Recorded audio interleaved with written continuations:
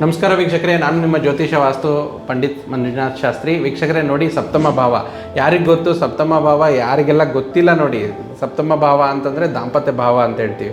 So ಅದು ಹೆಣ್ಣಾಗಿರಲಿ ಗಂಡಾಗಿರಲಿ, ಸಪ್ತಮ ಭಾವದಲ್ಲಿ ಗುರು ಭಗವಾನರಿದ್ದರೆ ಅತ್ಯಂತ ಒಂದು ಪ್ರಶಸ್ತವಾಗಿರುವಂಥದ್ದು. ಯಾಕಂದರೆ ನೋಡಿ, ಪೂರ್ವಜನ್ಮದ ಒಂದು ಸೀಕ್ರೆಟ್ಸ್ ಅಂತ ನೋಡೋದಾದರೆ, ಸಪ್ತಮ ಭಾವ ನಾವೇನು ಹೇಳ್ತೀವಿ, ನೀವೆಷ್ಟೇ ಭೋಗಿಗಳಾಗಿರಿ, ಸಪ್ತಮ ಭಾವದಲ್ಲಿ ಗುರು ಇದ್ದಾಗ ನಿಮಗೆ ಬಂದಿರುವಂಥ ನಿಮ್ಮ ಜೀವನ ಜೊತೆಯಲ್ಲಿರುವಂಥ ಜೀವನ ಸಂಗಾತಿ ಏನಾಗಿರ್ತಾರೆ, ನಿಮ್ಮನ್ನು ಪರಿವರ್ತನೆ ಮಾಡೋಕ್ಕೆ ಬಂದಿರ್ತಾರೆ. ಅಂದರೆ ನಿಮ್ಮ ಪೂರ್ವಜನ್ಮದ ಒಂದು ಸುಕೃತದಿಂದ ಬಂದಿರುವಂಥ ಒಂದು ನಿಮ್ಮ ಜೀವನ ಸಂಗಾತಿಯಾಗಿರ್ತಾರೆ. ಅವರು ನಿಮಗೆ ತುಂಬ ಭಾಗ್ಯವಂತರು ಆಗಿರ್ತಾರೆ ಮತ್ತು ನಿಮ್ಮ ಜೀವನದಲ್ಲಿ ಪರಿವರ್ತನೆ ಮಾಡುವಂಥವ್ರಾಗಿರ್ತಾರೆ.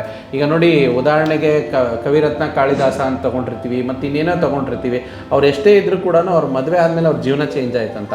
ಆ ರೀತಿ ಜೀವನ ಸಪ್ತಮದಲ್ಲಿ ಗುರು ಇದ್ದಾಗ ಹೆಣ್ಣಾಗಿರಲಿ ಗಂಡಾಗಿರಲಿ ಖಂಡಿತ ಚೇಂಜ್ ಆಗುತ್ತೆ. ಅದಕ್ಕೆ ಸಪ್ತಮ ಭಾವದಲ್ಲಿ ಯಾರಿಗೆ ಗುರು ಇರ್ತಾರೋ ಅವರು ತುಂಬ ಖುಷಿ ಪಡಿ ಆ ಆತ್ಮಕ್ಕೆ ಸಂಬಂಧಪಟ್ಟಂಥ ಸಂಗಾತಿ ನಿಮಗೆ ಬಂದು ಸೇರಿಕೊಂಡಿರ್ತಾರೆ. ಸೊ ಇದು ಒಂದು ಪಾಯಿಂಟ್ನ ಅಬ್ಸರ್ವ್ ಮಾಡಿ.